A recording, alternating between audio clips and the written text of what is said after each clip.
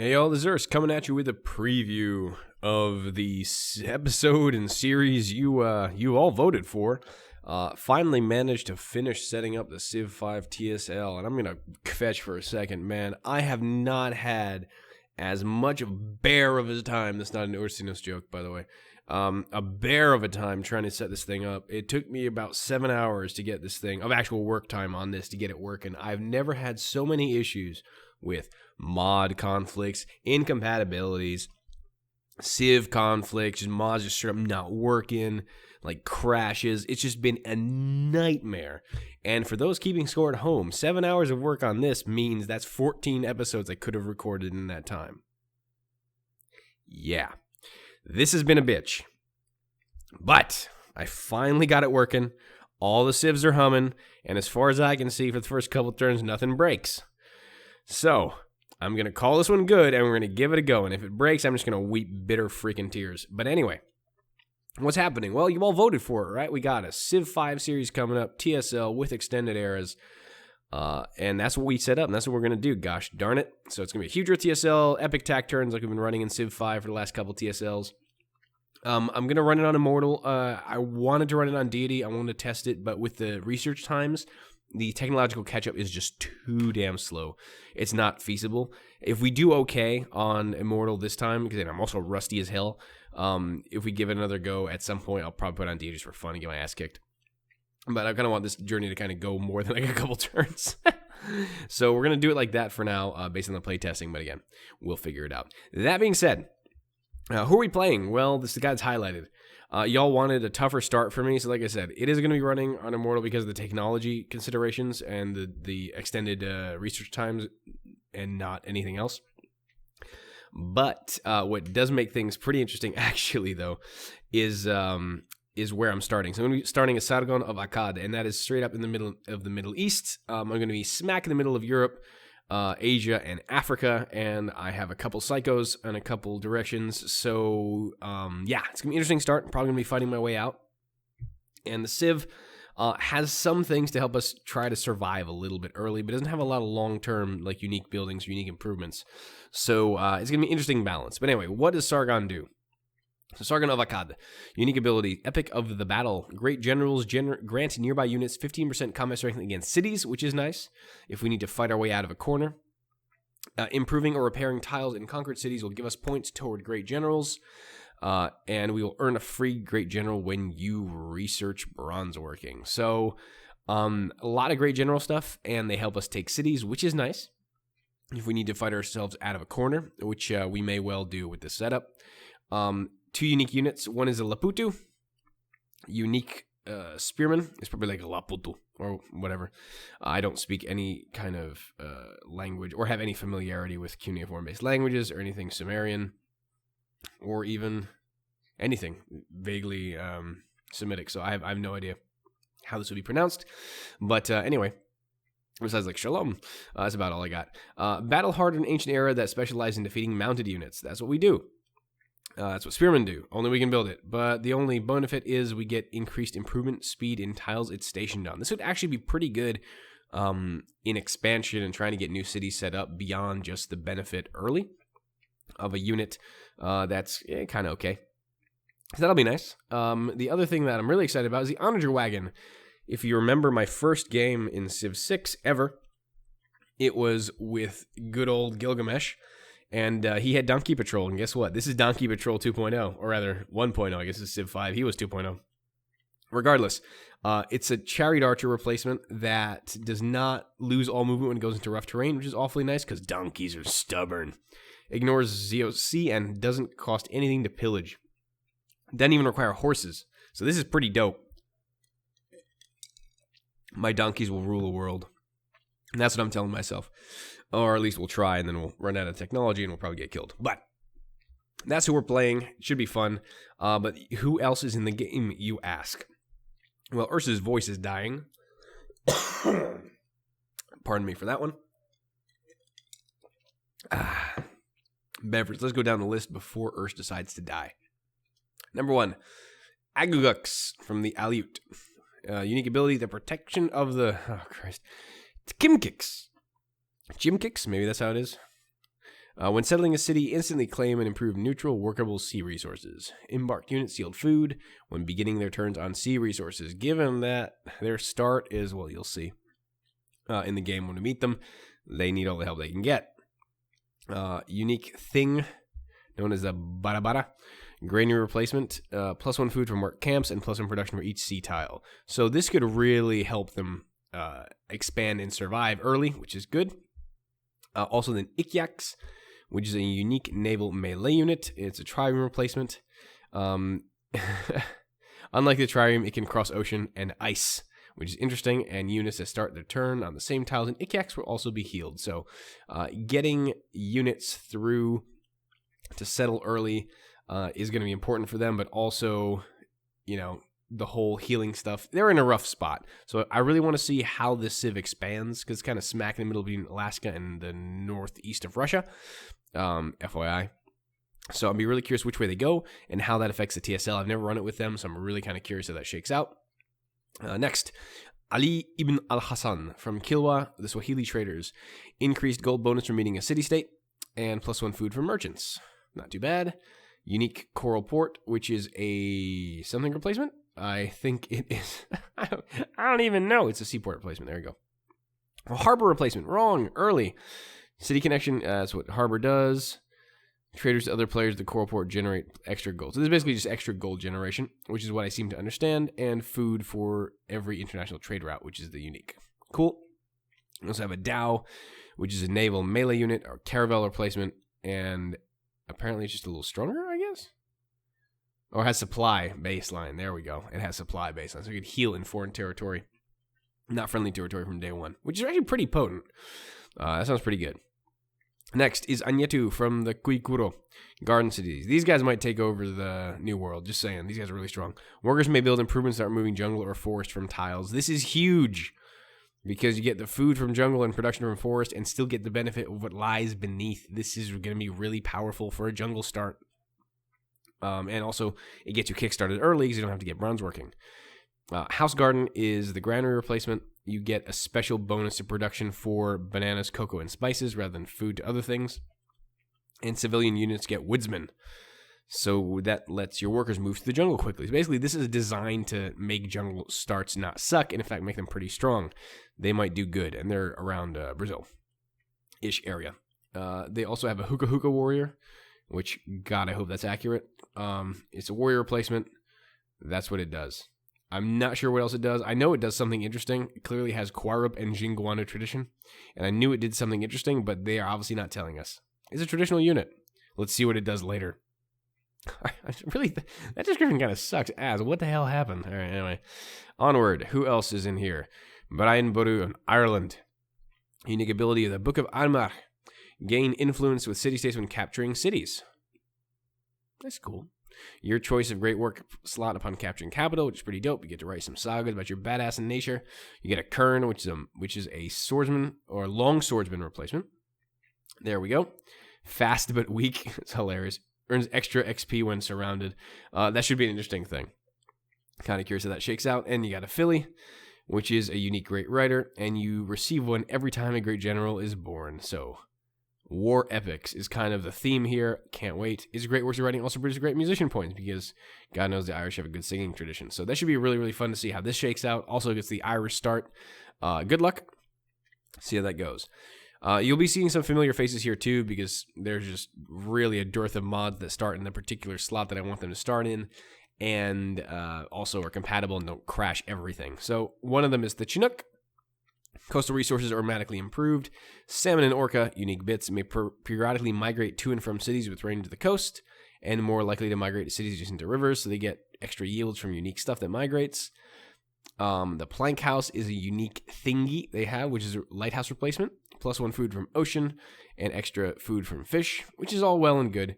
But when built next to a river, trade routes get us +2 gold. Not too bad. Also, we got an Eskia, which is a workboat replacement, which is a... What the hell? It's a workboat replacement that can ranged attack. I did not realize that. That's hilarious. But they also prevent their unique stuff from migrating away. So that's kind of cool. See how they shake out. And again, they're going to be kind of up in the frozen north with a little bit away from the Aleut, so I'm kind of curious how these two get on. The Eri and the Nri, these should be pretty familiar too, I think. I might have used them in the past. Civs sharing your religion cannot declare war on you until the industrial era, which should be really interesting. See if they get that faith early. And during peacetime, you may spend faith to influence city-states. Share your religion, and you get a free Muburichi. What's a Muburichi, you say? It's a great merchant replacement. Besides the usual stuff, you can spread religion with a Muburichi, which is cool. You can get extra religious spread besides your great prophets or missionaries.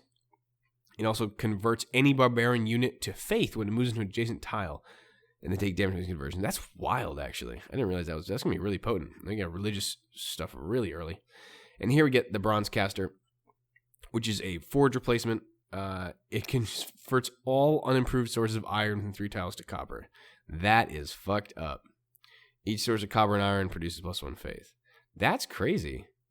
I never get iron. That's kind of wild. Huh. Improve your iron first, I guess. All right. Gajamada is not in the game, but Gambu Ganuru, the Muri, is. The Feast of Bonyi. Faith produced by cities contributes to their cultural border growth. More the further away the city is from the capital. I think that's what that means. The phrasing here is weird. Cities generate 10% more growth for a short time after acquiring new tiles. So, border growth and lots of growth. And faith. You can get a Humpy, which sounds awesome, and I kind of want one of these in my backyard now. As a caravanserai replacement, it generates 1 faith if the city connection to the capital is established, and you can claim neutral territory that are adjacent to your own territory with some chance. That sounds pretty dope. This is kind of like the Kree from Civ 6, though there's a chance. That sounds pretty damn cool. So a lot of border expansion themes here, and we have a scout replacement, which is cheaper and weaker. Yeah, only 3 combat strength. Good God. But you move twice as fast on roads and can use foreign roads and can also enter rival territories that you share an embassy with. So, very interesting Civ. I'm curious to see how they get on over there in Oz.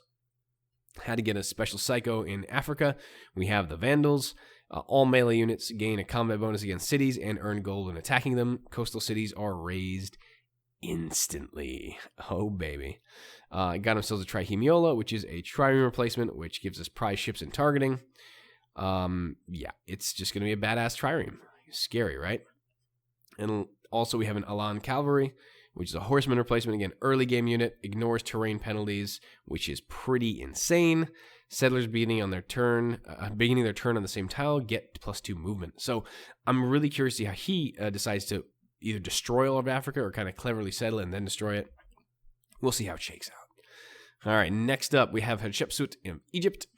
You get a free merchant bard with each tech that unlocks a trade slot, which I'm assuming is a ship replacement, if I'm not mistaken. Discovering a civ will reveal their coastal cities and award gold. She gets money early. Gets the burial tomb. +2 happiness also when we're celebrating We Love the King Day. But that's kind of basically what the burial tomb did in the past. Anyway, and the merchant barge, of course, is a cargo ship replacement. When connected to the capital, both the originating city and the target city will celebrate a We Love the King Day for the duration of the route. And remember, she gets these free when she gets a trade slot. That's pretty damn good.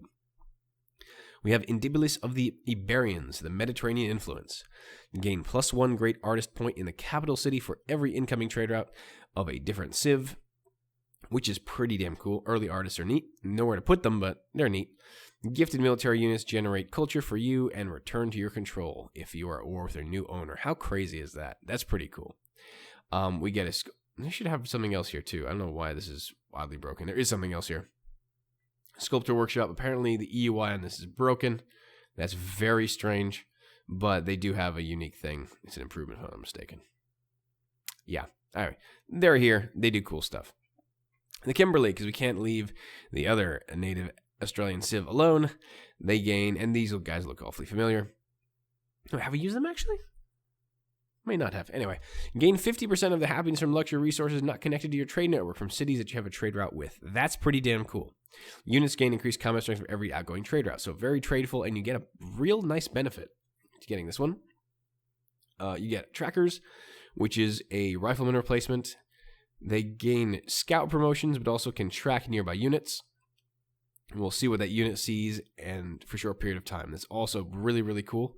Good intel gathering.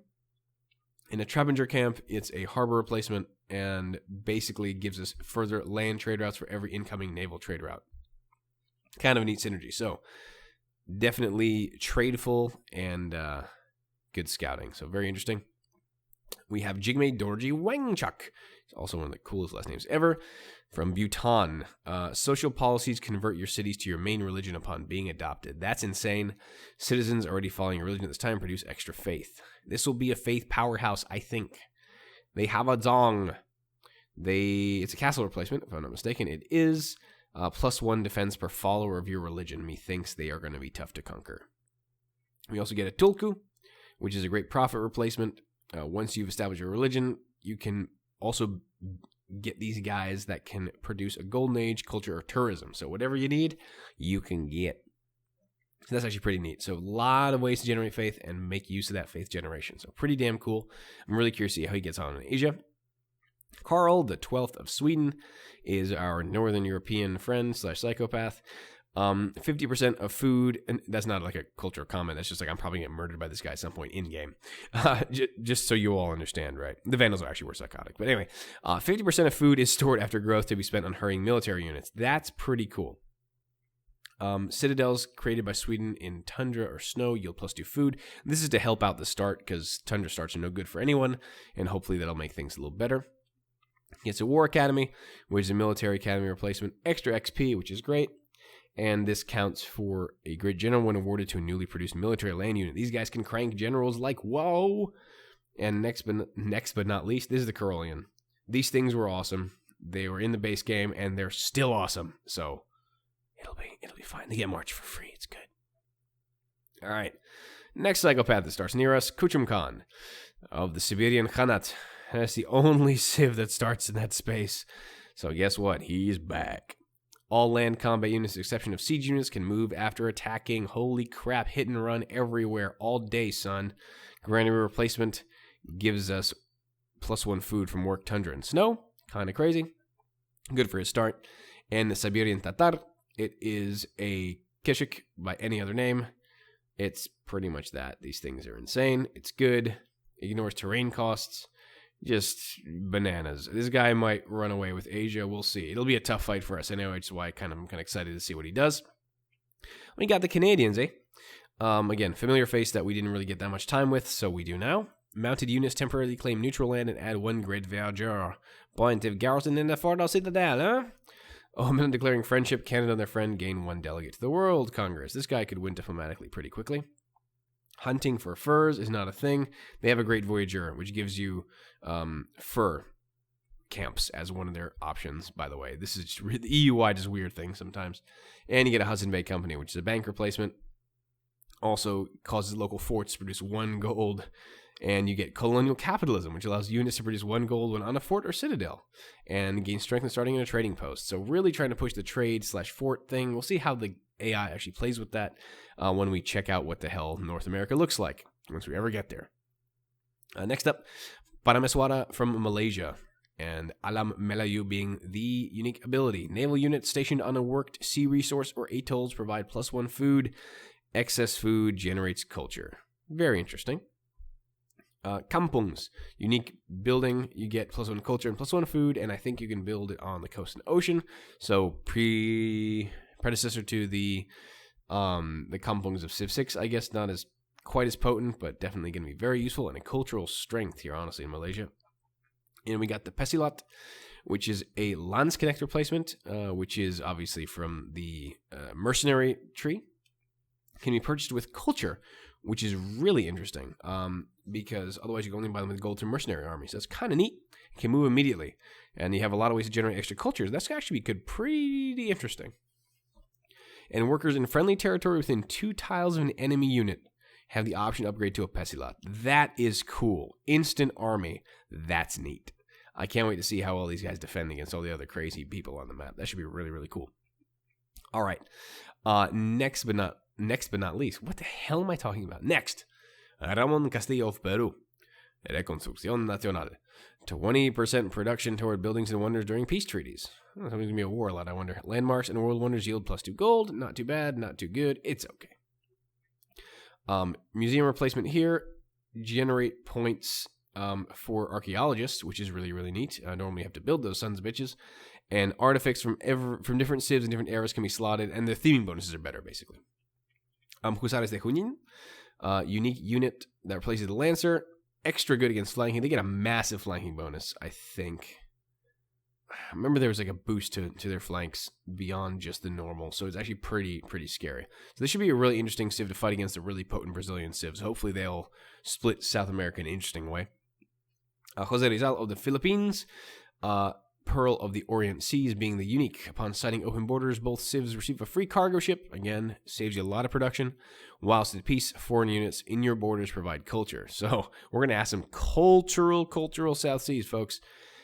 Coral Church is the unique harbor replacement. You get extra growth for every sea resource. And that's basically about it. Catipunero is a unique rifleman replacement because why not? +1 movement friendly and 25% attacking strength after we adopt an ideology. Not we, they. Sargon is us. Next up is Shokoshain from the Ainu, which is northern Japan, by the way. Cities on or adjacent to tundra or snow will produce unique bear luxuries. That's pretty sick. When Ainu units are killed or captured, their essence is returned to the capital or near city through yields. So even when they lose, they win. Also, bear luxuries. Dude, I want to trade bears. That's dope. All right, first of all, you get a Hepper set, which is a granary replacement besides the normal stuff. 1 faith on all animal resources. Pretty cool for an animist idea. If I'm not mistaken, they were animist. Could be wrong. And we got an archer replacement. Weaker but faster. Yeah, with 7 strength. That's a given. Food and culture when stationed on animal resources that are unimproved. Not bad. All right. Getting there. Tajera of Poverty Point. That's, again, not the name of the culture. We don't know what they called themselves. It's just called after the archaeological site that was called Poverty Point. So it's the Poverty Point culture, technically, but, okay. Don't get so offended. All right. You can build unique buildings called effigy mounds or unique improvements. And it allows you to change spirit guardians, each providing a unique bonus effect. Receive a free Foxman, which is this dude, when you discover trapping. This cannot be used to found a religion or build a holy site, but you get a free one just for fun. But I think they build effigy mounds, if I'm not mistaken. This is a unique civ. I actually wanted to play them, but I started in the New World a lot, so rather not. This time, at least. A unique Great Prophet replacement. Besides the usual, it provides unique bonus depending on the current Spirit Guardian. And I think you can you not build? Oh, these are just improvements you build, period. Shiz. Anyway, this is a unique improvement. It does a lot of stuff, as you can see. Culture, gold, science, production, etc., etc. Provides a very large base tile yield and also triggers a unique ability. Place of Origins lets you choose a Spirit Guardian to receive a unique bonus effect. This persists until a new Guardian is chosen. You can build on flatland by any type of great person, but also be built only once per game era because they are powerful. Additionally, cannot be pillaged and is permanent. Very interesting, kind of good idea. Now, next feller. Continuing beverages, Ursa's voice is dying. Vlad Tepes, otherwise known as Dracula, or the inspiration for Dracula. The Impaler. Melee and gun units pillage for free. Yeah, this psycho's next to us too. Each pillage tile reduces resistance, but a good psycho. He'll probably kill us anyway. Each pillage tile reduces resistance and hastens raising and increases production XP units for the city. This dude is going to be a force to be reckoned with. I'm kind of really curious to see how he goes with.